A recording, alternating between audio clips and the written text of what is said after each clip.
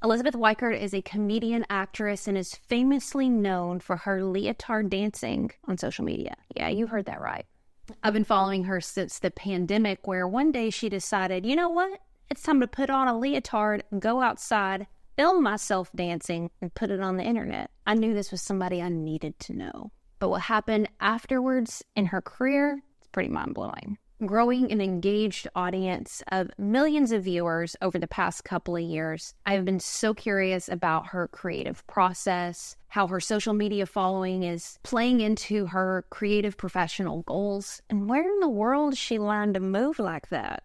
In this conversation, you're going to hear how Elisabeth approaches her content, always wanting to improve it, but staying relatable. How she manages her energy to show up full force on the screen. And she also shares something that she is very passionate about that she doesn't talk about very often. This is the hilarious Elisabeth Wykert. What are some of the small things that y'all are doing now in your videos that you would have had no inkling to know to do at the beginning?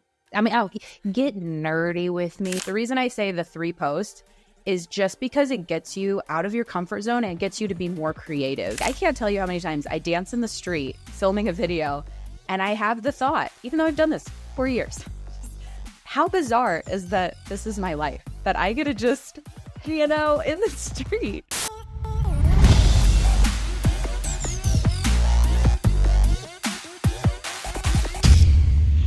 Elisabeth Wykert, I have been mildly watching, not like a creepo, for 4 years, loving your content. I love your freedom. I love that you're breaking the mold. I love that you're sticking with something that's working and finding creative ways to expand it. I love the way you respond to people who are rude to you and the way that you come back at it. There's just so many cool things that you're up to in the world. And I have so many questions for you. Thank you for taking time out of your dancing day. I don't know if you dance every day, all day long, like it seems like you do, to pop in here. I have a schedule. But let me ask you this. I've been asking folks this a lot lately, and I love hearing their response. When you sit on an airplane, and that chitty chatty person next to you looks over and they go, what do you do? How would you respond to them? So I started out in acting and I kind of picked up stand-up comedy along the way. And so my answer is always, I'm a comedian, because it makes people more comfortable. If I say I'm an actress, they're like, oh, really? When have you been? Like, it's a little bit more of a not always, but there's just more of a doubtful tone. Whereas when I say I'm a comedian, I guess maybe because people can't check to see what clubs I'm performing at. Mm-hmm. I mean, I am, but so I still just stick with that, where I'm like, I'm a comedian. It just makes people more comfortable. So if you're looking for that, you can say you're an accountant or a comedian. Let's talk about that a little bit, because in the kind of art professions or whatever, there is sometimes a hesitancy to just own what you do, because there's always like another level or another thing, like, oh, if I was like a real professional, blah, blah, blah. Like, I have a lot of friends who are in the acting space. I live right outside of Atlanta. And when they say I'm an actor, you can kind of hear their voice shake a little bit because of that kind of insecurity. Like, well, I wasn't on Walking Dead, but I'm still an actor. You know what I mean? So like, did you always just kind of own, yeah, I am in the entertainment space? Is that always been no? I was so fortunate to have good people in my circle. I have one friend, when I moved out to California, she would introduce me to everybody as her actress friend. And it made me feel so good, because I'm like, I'm just going to, and I would do that. I'm like, I'm just going to acting classes. Because I moved out to LA to try it all, to figure it out, to see if it was something I'd like. And then I fell in love. Were you married at the time? Was this pre-husband? Okay. No, he came with me. That's awesome. Just throw him in my tote bag and drag him along. But yeah, so I had good people around me, but that one friend in particular, like, it just made me feel good on the inside that she was like manifesting it on my behalf, because I would never have that confidence, especially in the beginning. Then when was the shift into comedy then? Just kind of, I mean, I always wanted to do comedy acting. My goal and Ah, will always remain is sitcoms. And I mean, you're never too old. Maybe I'll be yay. in a sitcom when I'm 80. I don't know. You're in your 30s, right? Yeah, I I'm think you're a little bit 35. younger. Yeah, you're a little bit younger than me. I mean, I look at The Office. Those folks like didn't get started till like 30s, 40s. There were several of them Yes. in that room who I'm with you, girl. Keep going. I appreciate that because, like, I listened to Pam's book. What's her name? Pam Jenna from The Fisher, Office. Yeah, her book. And she Actor's talked Life. about that. And I was like, man, I needed that. Like, you just need to hear that, like, people have been grinding in the game I for like know. 20 years before they hit their break. And even then, she talks about you film a pilot and you're like, I don't know if this is going to get picked up. And that's kind of entertainer life. So you always wanted to do Oh, more comedy. comedy acting. So you identify both as an actress and a comedian, probably equally then. Yeah, right now I'm just like entertainer, however that kind of manifests, especially with Hollywood as a whole not understanding in the film and television what they're doing next and Are you how a streaming. manifester? I was before You I knew what said manifesting manifest was. twice. You said it twice, so I'm like, tell me. I manifested things before I even like that's part of my whole self-love journey. I was doing manifestations before I even knew what it was. And then like years later, probably a good 6 years later, I started picking up self-help books and was like, It'll get you. oh, this is It'll what that get you. is. Because you have affirmations too. I heard that somewhere that you have a lot of affirmations that you tell yourself. Yeah, they're right on my wall right there. Mm. Just right over here, right in front of me. And there's also a mirror right in front of me. There's also a mirror, Just just so gotta look everybody at knows. myself while I say that affirmations. I think it's important to look at yourself when you tell yourself things. How come? Just so you can kind of more so connect with that. It's one thing, I think it just takes it to a deeper level. It's one thing to think it in your head, it's another thing to say it out loud. It's Yeah. another thing to say it out loud while looking at yourself. Like I'm looking at my mirror right now. I'm just like Yeah. saying these things because you're kind of connecting with yourself instead of what you've kind of made up your brain. Yeah. Whenever you like think like, oh, this is what I look, sound, and what I am like. And then one day you look in the mirror and you're like, I'm not that person that I thought I was. And Yeah. then, so Amen to that. So you were in California, and I think you moved back to Kansas City during the pandemic. Or am I crazy? yeah, it was like 2021 because California wasn't leaving the pandemic. And so I was like, I'm doing everything online. We might as well go be near family. Right. And you're still in Kansas City right now. Yeah. And then you blew up social media because you put on Leotard and you didn't stop. You put it on and then you kept putting it on and the videos started working. You started building a big following. And what have you done with that following? How has that like shifted your ambitions to be on a sitcom? So specifically, I love that you just threw in the sitcom reference, like just back, like bringing it back up. Because right now, I am working on my like home show. So last year, I took all of this following and I booked as many shows as I could in as many cities as I could on my own, which was a lot of Good work. for you. Good for you. It was like so much work. And so this year I was like, I don't want to do that. I want to make a show here in my town that's supported me very well and then bring in the people that I've met that are also funny. And anyway, I don't care if you do just stand up or if you do music or if you do skits, sketches, improv, as long as it's funny. And I bring those people in and I have that show. And I'm like, the potential, if I can keep building it and have new people every time, I was like, well, then that's getting me connections in the city. So maybe I can then get investors and then I'm going to have my own money in my pocket. And I have a pilot script that I made, I don't know, 5 or 6 years ago that I really want to do. And I'm just like, I'm just going to take this money and make my little sitcom thing, whatever it is, and put it on YouTube because everything is on social media and do whatever I want with it.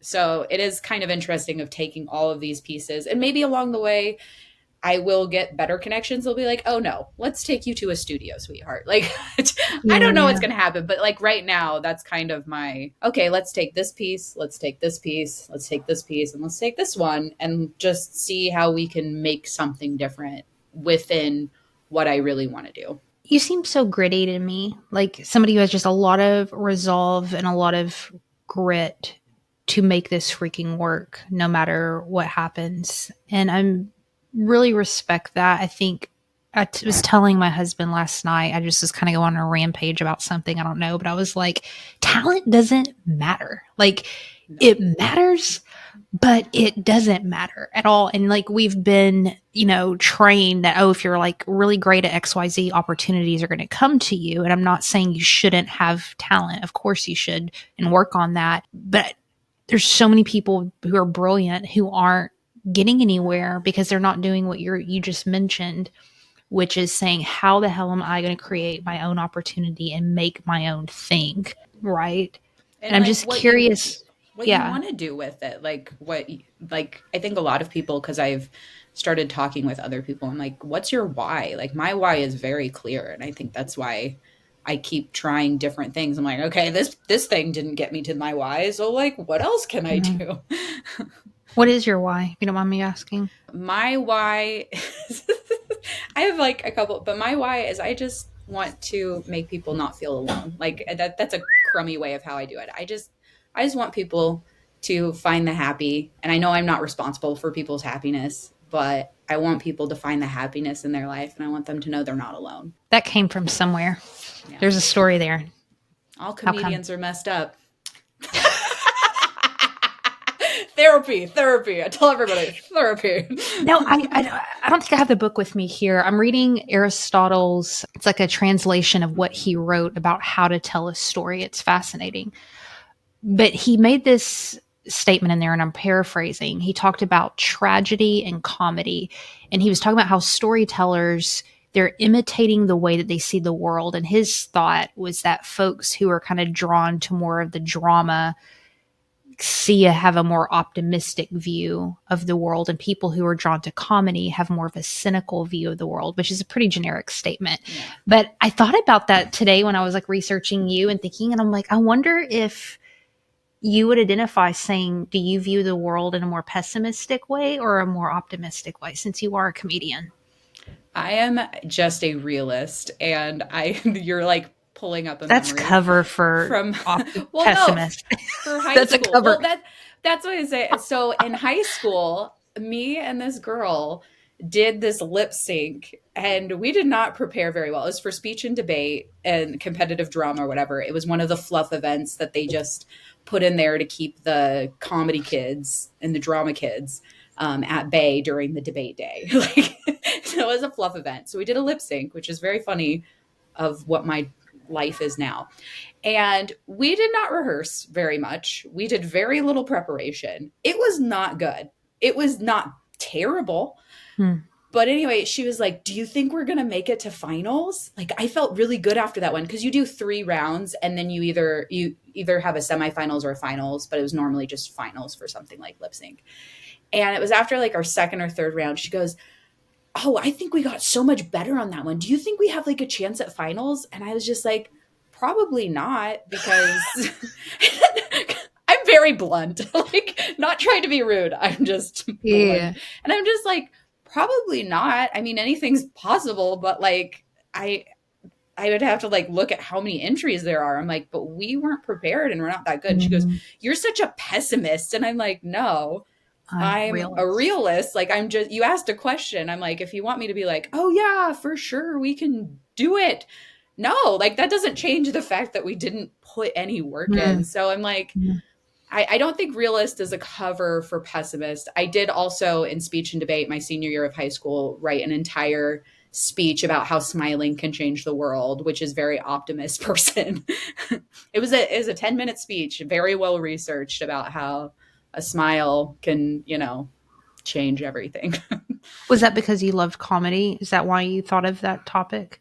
I don't know why I thought of that topic. I had done speech and debate since freshman year. In my senior year, I just needed a filler class. And so I took like a additional speech class that had nothing to do with the speech and debate program, but it was the same teacher. And he's like, okay, so you have 2 options. You can do, I don't even remember what the other option is. He's like, you can do this one, or you can write an oratory, which if you write the oratory, then you can compete with the oratory. And he's like, I think you'd be really, really good at it. And I was like, I don't think so. Like, it's my senior year. We have other people on the team who are really phenomenal. Right. I get nervous. I'm like, I don't think I'm good enough for that. And he's like, just write and see what happens. And so like, I don't know where the idea for it, maybe because I just smile a lot and I feel like, you know, Midwestern charm, like, hey, how you doing? Like, I recognize you. You're alive. You're a person. You're a human being. And then I did like an extensive amount of research to validate like my 3 points of my, not argument, but like, you know, point that I was trying to make. And I ended up doing very well. I placed a lot and it was a very, very good speech. But a lot of people also were like, that's not a real speech. It's not about real issues. And I'm like, well, look what I'm doing now, mofos. Like 35, making my smile, changing the world. That's it.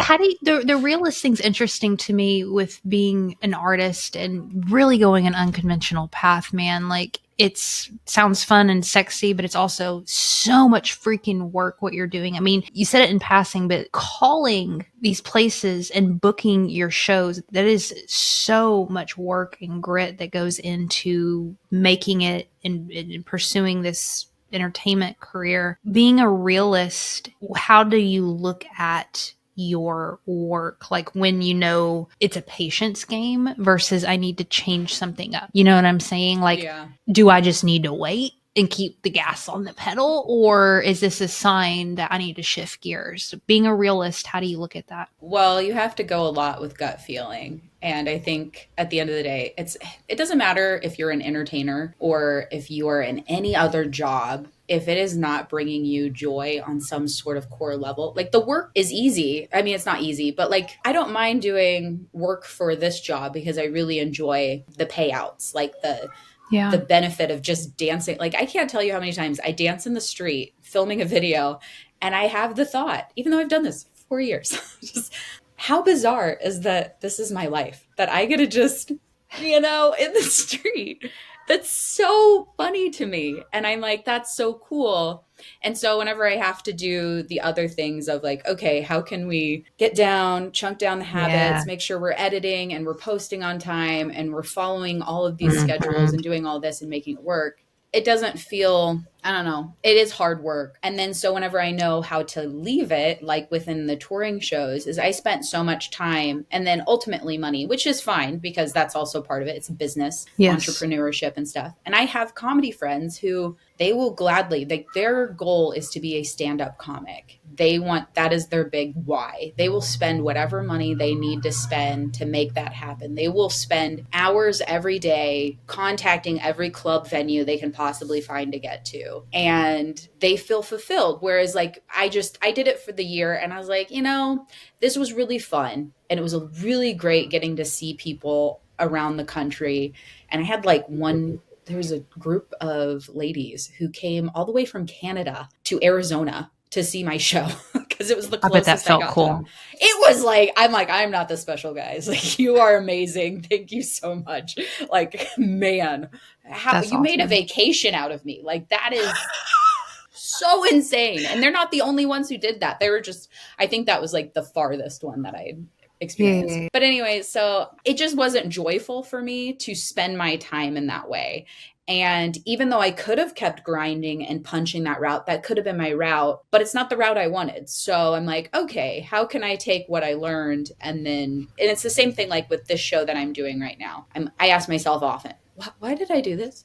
This is a lot of work, Elisabeth. Why don't you just stick to making the videos? You can make the videos and make money. Why don't you just do that? Why do you need extra work? And it's because I actually enjoy, like, I love this stage and I love stage performance. And I've had this idea of a variety show since 2019. And now I finally have the connections and the place and just, it's all connecting right now. So I'm like, of course I'm going to try this and see how it goes. Good for you. Good for you. Tell us the story of you making your first video. I think you were just kind of goofing around. It's like, I'm going to go, because you wore them before videos. Like you wore, you just had these on hand. So tell us that story. Hey, why not?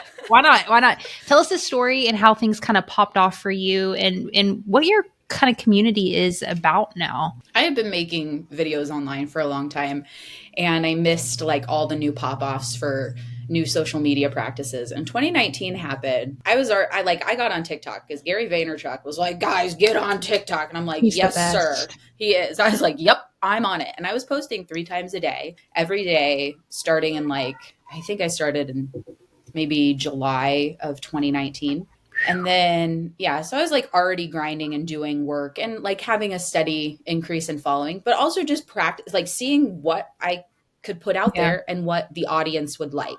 That's what it all is give and take on that. And so I had this gold leotard because I make music parodies, and the Chiefs made it to the Super Bowl for the first time in 50 years. In 2020. And so my first thought is I need a gold leotard and I need some red leggings because I love leotards. I don't know. That was just my first thought.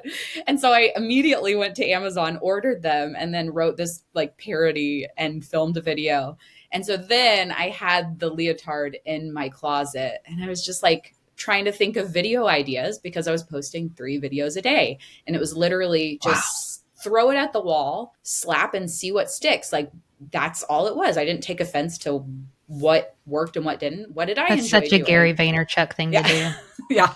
I was like, absolutely. He'd be so proud of you. I don't need his validation though. Yeah. That's what he would also say. He's like, I don't take the compliments or the negativity. I do take the compliments. Anyway, so I was just like, oh, this would be fun. Like, let's go make a video. And we were going to go to the mall because we're walking distance in California to the mall or to Target. Like, it's just right there. And I put on the leotard and I was like, okay, I feel really like bare and naked. Like this is too vulnerable and showing. And so I like had these Wonder Woman socks. And so I put those on because I was like, that makes me feel better. Like that there's something covering my body. And I already had the tights because of course I have tights. And we were going to go to the mall and I chickened out of the mall. No, I have not shared that one before because it's the longer version of the story. I chickened out going to the mall. And we went to Target instead and we walked there. So I'm walking on the street, just waving at everybody as we go along, and go up into Target and just filmed random videos. And then I did a trend song video in the leotard as well. And that was the one that popped off. And it didn't pop off until like a few days after it posted. And popped off for me, it was 400,000 views. Like that was insane. Like I had 4,000 followers at the time. Like that was just insane. And I was like, oh, people like this. So I just kept wearing fun outfits. It wasn't just the gold leotard because I had a closet full of random fun things. And then after a while of doing it, it's like, oh, the gold is what people love the most. So let's stick with that. Fast forward, it's been 4 years. How has your content evolved, changed over the past 4 years? What have you learned? It's always changing. I'm always and it's interesting, especially now that it's not just the TikTok game. I started getting more attention on Instagram and then Facebook and YouTube's kind of like, eh. And so based on the feedback of those, I've also been like, oh, I didn't realize maybe this channel likes this kind of more. And I really love making parodies and sketch comedy. And recently my little sketches that I did like before I reposted and they went very viral. I was like, thanks guys, because money, but it validated me to be like, oh, people do find this funny. I just didn't have the audience yet, or maybe they weren't ready for it yet. So as of right now, like my content is generally, it's less. I'm clearly not posting 3 times a day anymore. I do longer stints of my thing because that kept getting up a lot where they're like, I wish this video was longer. Why did it cut off? And so I'm like, okay. And then you have the TikTok creator thing where I'm like, okay, let's make videos a minute as long as that's high quality content. I'm not going to make a minute and make you suffer for the last 20 seconds so I can get revenue. And then now I'm trying to like kind of push in more of my sketch comedy stuff because it seems that people are actually enjoying that a little bit more and having that integrated in with everything else. I think that's such a smart point. If you think about you're doing sketch comedy or whatever, and if it wasn't popping, and then you know how it works, randomly something will pop and then it would just kind of leverage everything. It's not that the content before wasn't good. It's just you didn't have that stage yet. And now bringing that content back to the service, I think that's really smart because there's a lot of us as content creators, we label everything like, oh, this didn't work and this was bad and people didn't like this, when maybe it was a timing thing and we could bring back old school stuff if you have a platform now. I think that's brilliant. Thank you for the compliments. You're making me feel so much more smarter than I am. That's why I'm here. It's why I've got a show. Is what I do. You said high quality content a minute ago. Like, make sure you make something that's high quality content. And someone told me that yesterday too, that somebody on TikTok. And I'm just curious about that because there's such a tension, I think, when you kind of go into the professional creator route with relatability and keeping it human, and then also improving the quality of it. So how do you kind of manage that as a professional creator? Manage creating better content or manage When you what? think about quality, you know what I'm saying? Like, what differentiates in your mind like quality content now versus something that's not? I think it's just, well, I tell everybody, if you're trying to get on social, you should post 3 times a day. I swear by it. I did it for That's a lot. 3 years. Yeah. 3 times a day. For 3 years until I got pregnant with my second child in 2022. And then I slipped it down to 1 time a day. So right now you're doing 1 time a day? Mm-hmm. That's what you... Typically 1 time a day, Monday through Friday, but sometimes I might only do 3 or 4 posts a week, but I aim for 5. And now You say that just like kind of chill. That's a full-time job.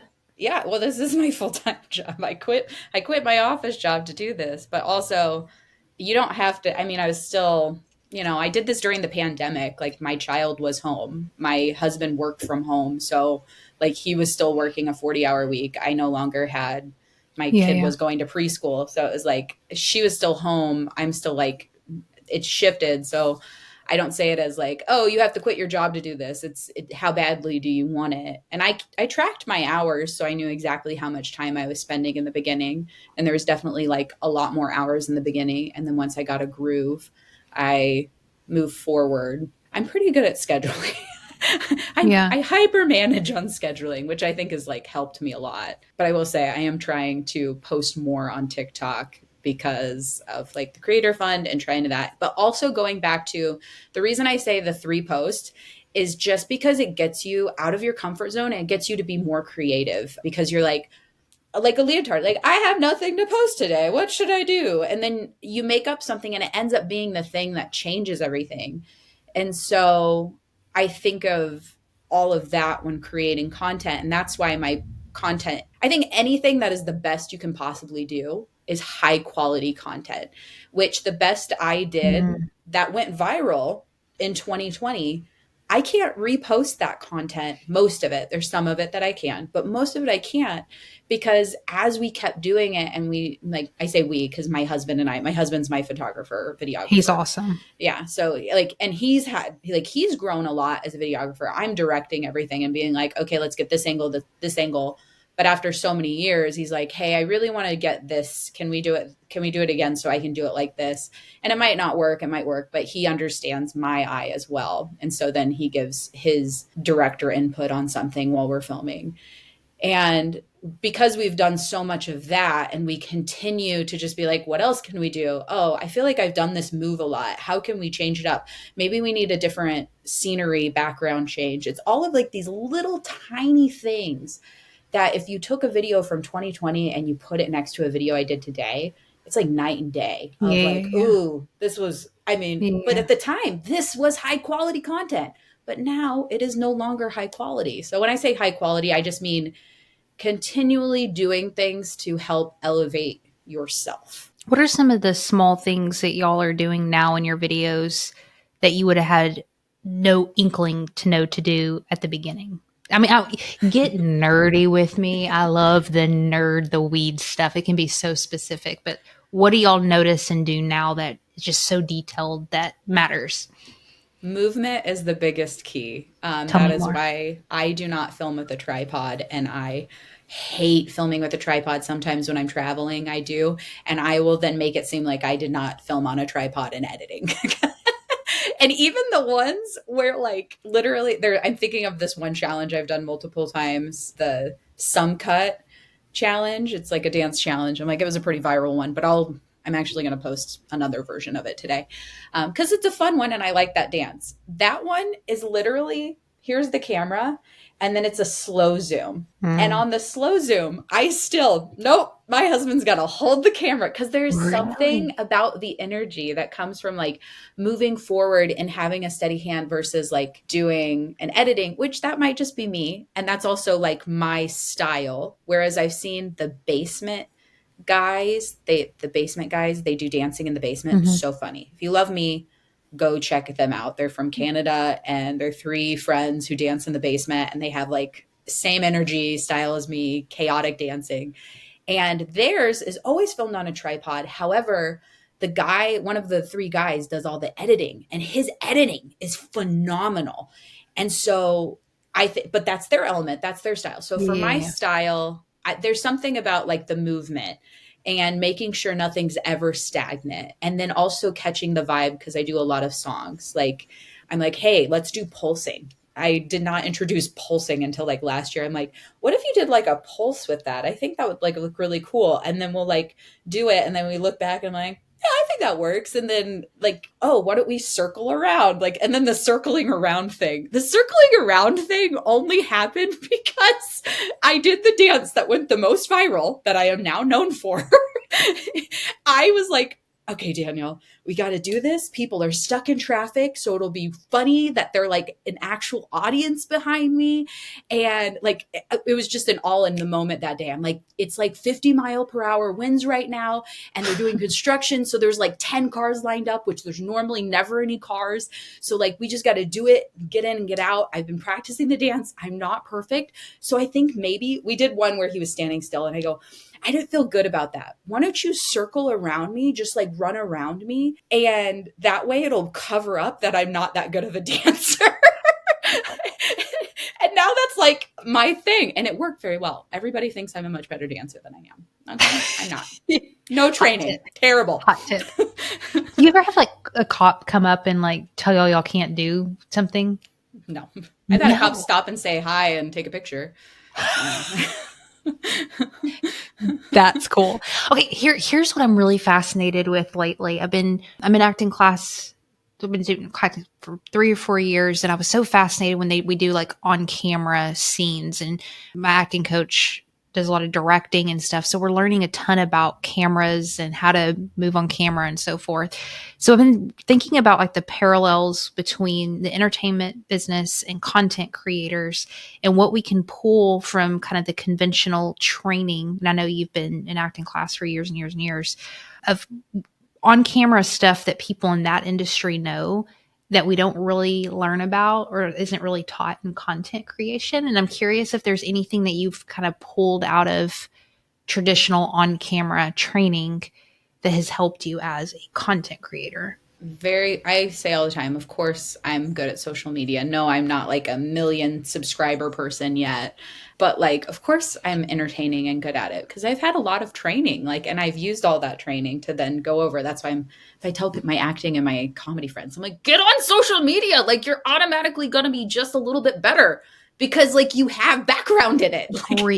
Agreed. But I have never actually taken, I think I did take one on-camera class, but it was for commercials specifically. I always did scene study acting and did not do on-camera acting, but I have been on set and film. And I mean, we would talk about it in class, but I do know the on-camera classes you've talked about. I think I like audited it one time. Maybe I did just do the commercial one. I took too many classes. Even the writing. Yeah. I mean, what we learn about script analysis and I mean, just in general training that you've received. I know there's so much transferable stuff. So hit me with a couple things. Well, yeah, but like I learned about it and like cheating to the camera. That's such a acting term, to cheat to the camera. So even if like here's my camera, and even though like maybe the person I'm talking to is over here, this doesn't look good on camera. So I'm going to cheat to the camera and I'm going to pretend that the person is right here. Or they might, if you're on set, they might move, if they're doing my close-up, they'll move the person right here so I can deliver my lines. But also sometimes they don't do that. The person might be behind you delivering their lines and you're just having to cheat and do the best looking towards camera to not actually. I've never heard that term. Isn't that wild? Oh yeah, that's a big one. Okay. Cheating to camera. I'm like, I feel like I've heard so many times, but something's new to everybody. Like you always have your first time. There's like some things that people will throw around. And I'm like, I've never heard that. And they're just like, that's so common. So like, I feel like that. Well, happens too, all the you got time. your training in LA, and I don't know how different that is from like Atlanta folks, and just because, anyway, I'm not going to go off on that rampage, but if you're listening to this and you're not watching, essentially what she's saying is, even if the person is way further to your left or your right, you're always conscientious of your face being framed in the camera. So we're not seeing your side profile. We're not turning, because eyes is what's so important. People connect with eyes. And and I will say it is kind of hard because in acting, you typically do not look directly into the camera. And in social media, you most often do. Not always, which I do use that knowledge and I play around with that based on the vibe and energy of the video of how I'm feeling. Like if I normally look into the camera, but if I feel like there's just something where it's like I'm kind of not looking and I notice that I'm not really looking into the camera, I then make a mental note, okay, don't just randomly look to the camera unless there's like a point to do it, because now I've made it a thing that I'm not really going into camera. I'm more going with the surroundings. And then I did also have additional practice, but again, I was already making videos on social media. My improv troupe, they stayed alive and well during the pandemic. We did free online shows like once a week. We would do the shows. And I was trying to give people advice of just like, because we're on our computer, and I'm like, use that as an element. I get that we normally don't get to do that on live stage performance, but like people are now watching on their computer and we're only doing it to a computer. So like maybe you want to be silly and like, oh, an elevator, and you're literally just moving your camera, or your computer, you're not moving your body. And I would do that where I'd be off screen and then I'd just like shoot in, and it was just like something funny and silly that, people at home enjoyed. And so I got additional practice within, playing to the camera in a different element. Your charisma, personality is so like awesome and comes through. Just, I love it. It's something that I think is kind of hard to train or teach or even learn, but I don't want to dismiss it that, oh, you either have it or you don't. Because it's also a skill set, learning how to energetically show up. And I'm sure there's some days where I ain't feeling it, but you show up and you do it anyway because you're a professional. So how do you kind of approach the energy of your videos? Do you have like a routine you do before? If you just tell me you're always naturally like this, I'm quitting and giving up on everything. I'm so sorry. You were about to say that. I not 100% of the time. I will say there's been days where maybe I'm having an off day or my husband's having an off day. And also because since we're husband and wife of almost 15 years now, like we're not coy to hide our emotion from each other. And so I might, like, I've had to say to my husband before, I'm like, I get you're not having a good day. I got to have good, positive energy to do this and to make it come across on the screen. So I need you to put on a face too. Like, it's not just me, it's like him. But I'm very good at verbalizing that. But most of the time, I was blessed with a lot of wonderful, my mom's been in a couple of my videos and she's 77. And if you see her, like, I always say she's like a crazier version of me, just 40 years older. Awesome. We are blessed with wonderful energy. I do connect a lot with music, which is why I love that my content is very music based, because it's so easy to just go into. I used to talk a lot more in my content in the earlier days when I was throwing and sticking, which was fun because I get very passionate about stupid things. I will tell you an hour dissertation about why Quick Trip is better than 7-Eleven. Okay. I love you. I love Quick Trip with all my soul.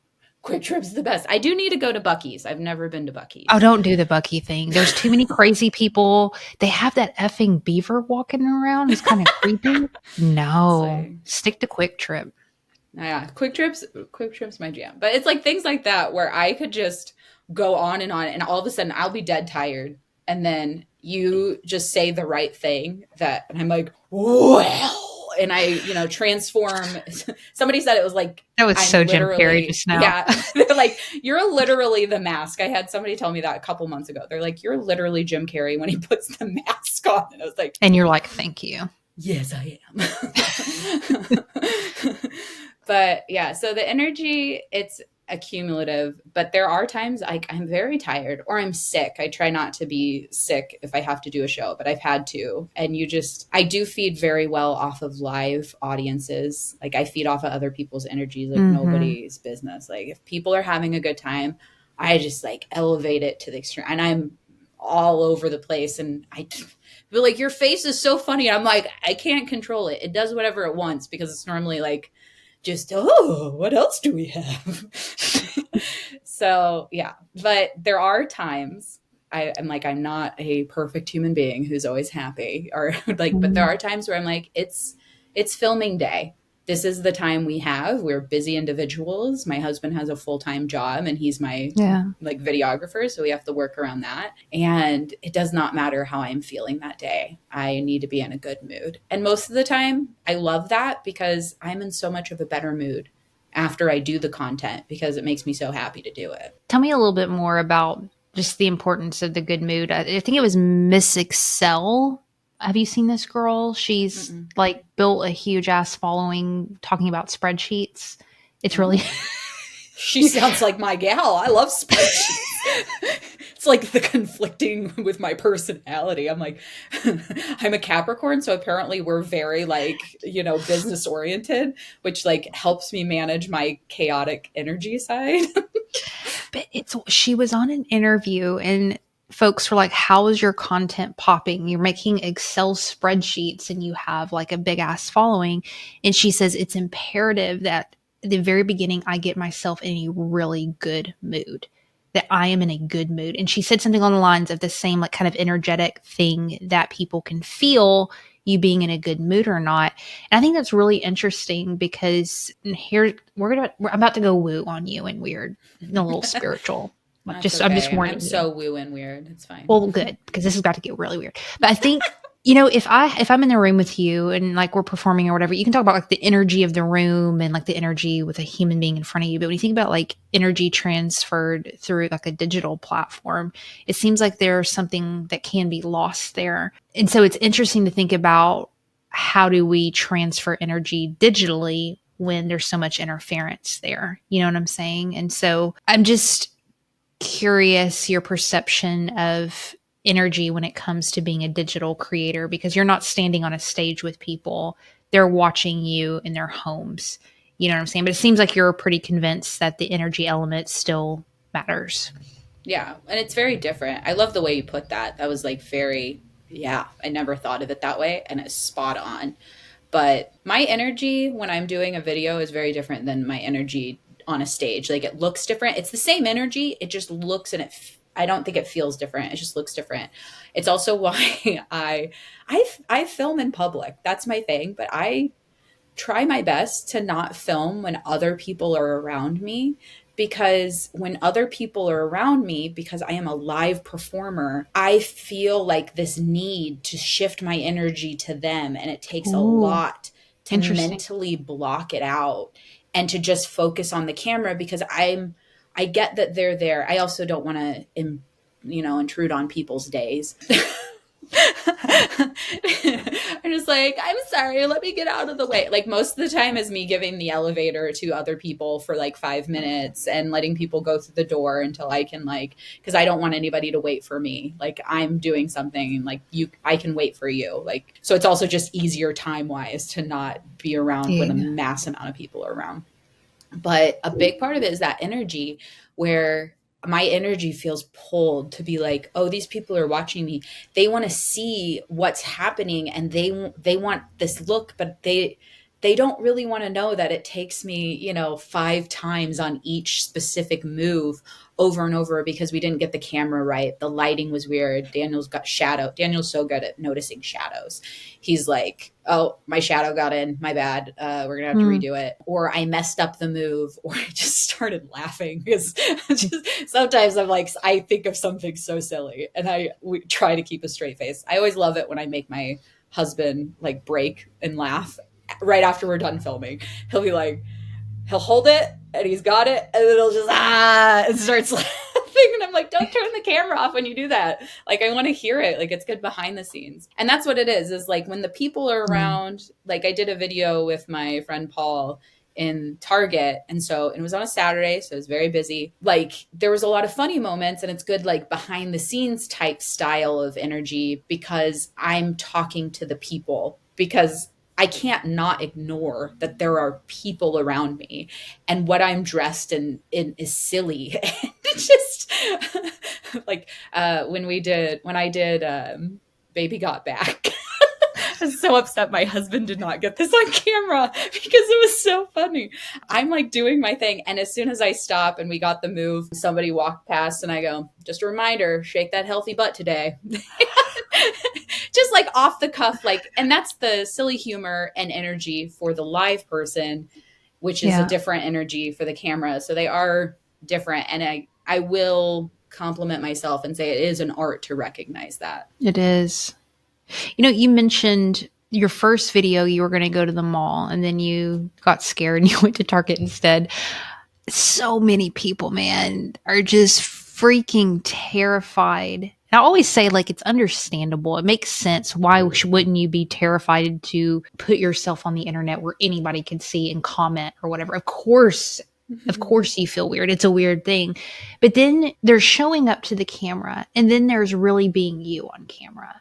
You know what I mean? Like I've done content for years, and I feel like just recently, like people can actually see me because I'm allowing myself to be seen. How do you, I know you're not like a coach for this. Like, how do you coach people through? But I guess what is your thoughts, wisdom around being yourself fully on camera? How do you sort through that? You know, because some people can be assholes still. I'm sure there's always insecurity no matter what. I mean, I know I'm insecure every day almost about something, but you show up anyway, right? Yeah. How have you sorted through that and allowed Elisabeth to be fully freaking Elisabeth and not worry about it? Man, guys, I hate again to tell you, I've done so many years of work on myself. Like I used to be, it's something I don't get to talk about a lot because I've tried talking about it on the internet and my audience doesn't care to know about it. And I was like, I'm just going to save these nuggets for one day when I have such a huge platform. People are like, this is what we need to hear. I just don't think it's there yet. It's like another one of those moments. My people need to hear it, whatever you're about to say. Trust me. Yeah. Cause like I suffered with body dysmorphia so horribly. And my big like eye-opening thing was I read a stupid thing in, I call it stupid. I mean, it was helpful, but I'm just like, it was terrible advice. It was in Cosmo of all the magazines. And it said, a lot of times our brain makes us think we look better than we are. And so that's why when you look in the mirror, you're like, oh, I'm so pretty. And then you get a picture and you're like, ooh, what, when did I get so fat? And so a way to be able to see yourself truly unobjectively without your brain's filter on is take a paper bag and cut out eye holes and put it over your head. I was 18, maybe 19. Put it over your head and look at yourself in the mirror absolutely naked. And so that way you can see who you actually are and be like, oh, this is what I need to work on. Like, this is what I don't like about myself, which I would say like psychologically that is like helpful in other ways to be like, oh, I don't like this excess stuff on me or whatever, but that's like something else to fix. So for me, that was my very first eye-opening thing that I had a problem because I looked at myself in the mirror and it was like the first time I was like, wow, I look really good. Like my body looks good. Why am I so mean to it? And so it was like, that was just like that first little nugget of like, hey, we got something to work on. And fortunately, I found a man who is like, he's like naturally unapologetically himself. He does not give two craps what anybody thinks about anything, which is why he can hang out with me. And so for me, it was more, the confidence was like a mask. Like if you'd ask anybody, like, oh, Elisabeth's so confident, because I'm just like, I'm going to be me, which is very loud and out there, but I'm not going to inhibit myself from being me. And if I almost did it more because as a way to cover up, to be like, I'm insecure, so I might as well be more of me and be like, but anyway, so like a good decade I spent like really working on myself and finding myself. And so now I'm at social media and that's why I'm like, Get therapy. Get so much therapy. Do affirmations. Tell yourself how amazing and beautiful you are, because I am so secure with myself. Man, I'm a little too cocky, if you ask me. And I'm like, and even I have bad days with the comments where I'm just like, oh, Sure. They're pretty far and few in between. But if you really want to get on social media and you want to put yourself out there, you need to be like working on the back end, saying whatever that thing is you're weak on. So for me, like, I am beautiful, I have a perfect body, like those like things. I am funny is one of mine, even though I do primarily think I'm funny. Sometimes when I go out on stage, I think that I'm not funny. And I'm like, I'm funny. Even if you bomb a joke, like, it's fine. I'm funny. I'm allowed to bomb. I'm allowed to be bloated. I'm allowed to like make a mistake out in public, because I already know that I am funny and I'm beautiful and like my body's awesome and it's kicking butt everywhere I go. Yeah. So I'm just like, but within that, I still used to, not anymore, get nervous going out in public in the leotard. I would like walk out and I'm like, okay, this is the day. Somebody's going to yell at me for being in their way. They're going to call me inappropriate. This is it. And I'm going to have to, it's more so I'm like nervous. I'm going to have to deal with like confrontation. And I hate confrontation. So, and now I just don't care. Now I walk out, I'm like, okay, it's another day. Where are we going today? All right, here I am. Like, there's no like, ooh. How I'm curious, what is it about what you just shared that your audience isn't ready for or doesn't want to hear about that? That seems so human and relatable. I don't know. I don't know if it's the algorithm or if it's just like we're used to seeing you dance and gyrate. So I don't like, I'm confused when I hear your voice. I know people, it's like synonymous with comedy, which is another thing. It doesn't take away from who I am, because I'm happy to have conversations like on a podcast or just like one-on-one with people. So I don't mind if I don't share my entire things that make me online. That's why I'm like, I think it'll be important one day. But for whatever reason, whether it's the algorithm or people just like, I posted a video of giving my husband's birthday gift just on YouTube because it was longer. And somebody commented, I felt like this whole video, I was just waiting for a punchline that never came. And it wasn't meant to be a funny video. I mean, it was a little funny because I'm still comical when I talk, but like, it's just like, if you looked up the price of how much a French horn cost, you would know that this was not a punchline gift at all. Like, they're very expensive. I bought a used one. It was still a lot of money. Yeah, I think there's just also right now, the audience is like, no, we just want to keep having this comedy and just keep bringing us the punchlines and the humor, and then mixed in with the algorithm, which is fine. I don't mind. Yeah. Especially since that's tied to your long-term goal. That makes sense. Yeah. You have a couple more minutes. I know we're right there.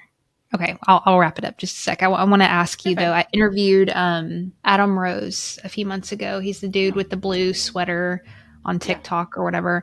And I was asking him about the blue sweater. I was like, do you ever feel like tied to it and almost like resentful? Like, I can't freaking wear a polo, you know what I'm saying? Like, I have to wear this thing. And he had a really interesting kind of thought with that. And I wanted to ask you the same question, because you have a branding anchor, you have the leotard and dancing and so forth, and you've been doing it for a hot ass minute, like a while now. And I'm curious, like, how do you view that now? Are you still excited to put it on? Do you want to diversify from it? Do you feel, what's your feelings around the leotard now? I love the leotard. My whole concern with it is that people are getting bored with it, or if they get bored with it since it's been so long. But people keep telling me they are not, and they love it. So I'm like, okay, I'll keep it. Eventually, once I have more money for costuming, I'd love to have some custom stuff. But I don't know if that even makes it more realistic. I'm constantly just taking in the feedback, not in a positive or negative way, just as an observational of how me being me benefits others, because that's what a beautiful thought. Yeah, like that's just my why. And right now I'm like, okay, people still really love that. I don't know exactly why they like that versus me like getting some like really crazy like Lady Gaga get up, which I think would be equally fun. But so I don't feel tied to it. I do mentally tell myself if I'm going to post a video where I'm in regular clothes, it's just like, it's almost an affirmation. It's not like negative or positive. It's the realist, it's not pessimistic. It's a realist thing that I just mentally tell myself. I'm like, this video probably will not perform as well because you're in normal clothes. And the algorithm knows that. And people might not notice you. Like, and it's fun. It's just like a little tiny thought that I'm like, and that's what was so beautiful about Fupa on Fleek, because when I post stand-up clips, they never do well. Like they don't do bad. They don't get shown in the algorithm, and that's fine. And I tell myself that. And so when I posted the first Fupa on Fleek clip, because I was like, I'd recorded it. I'm like, this song's really funny. Like, I'm just going to put it out there. And I told myself consciously, this video is not going to do as well because it's stand up and you're in normal clothes. And I'm fine with that. And then when it went viral, I was like, oh, we got something special here. But it was validating because I was like, oh, I can do something outside of the shtick. But I say shtick very loosely because when we watch cartoons, Family Guy and The Simpsons have been on for how many seasons, and all those characters wear the same clothes. SpongeBob been wearing the same outfit for like 20 years. I can wear a leotard for 4 years. I don't mind. SpongeBob don't mind. I don't mind. Am I better than SpongeBob? Absolutely not. So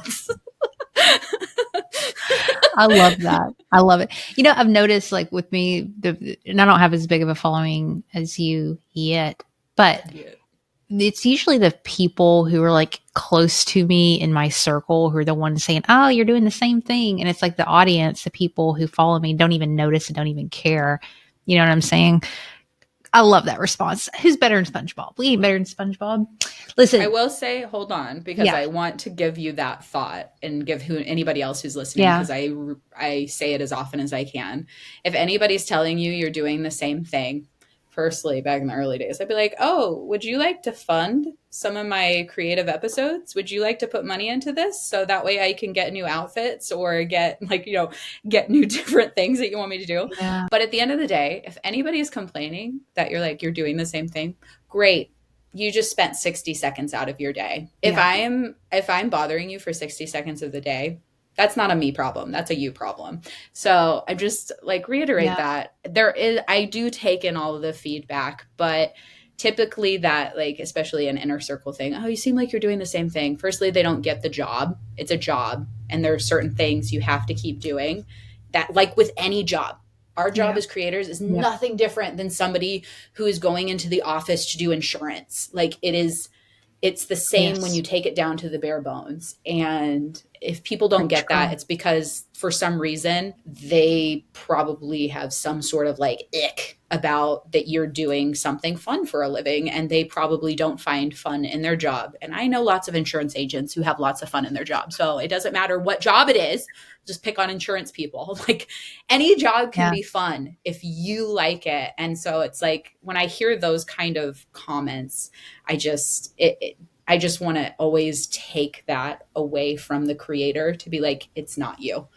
Those are the ones we don't listen to. Those are not helpful feedback, whether it's positive or negative. It's that's not helpful. I can just see all the work you've done on yourself to be able to get to that conclusion and that point. So I just want to acknowledge you. I think you're badass. You're hilarious.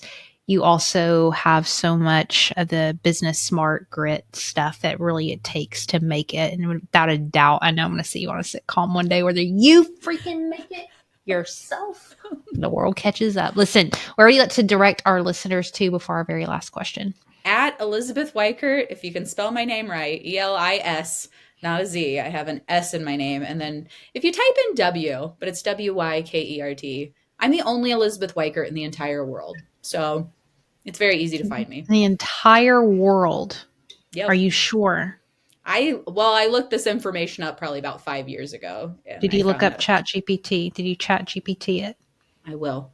Now. I'm going to double check in case anybody's naming their kids and changing their last name to Wykert. Wykert's not a common last name. No, it's not. I've never heard it before. All right. It is linked up in the show notes. Last question, Elizabeth. What is something in your life, your career, whatever, you are deeply questioning right now? I hate to say that I'm really like secure at this exact moment, but only because I questioned a lot of things probably in late last year and the beginning of this year. And I guess right now I'm really just trying to take the plunge of putting my younger child into full-time daycare because I am struggling hitting my goals, even though you gave me so many kudos of how much work I do, which I do know I do a lot of work.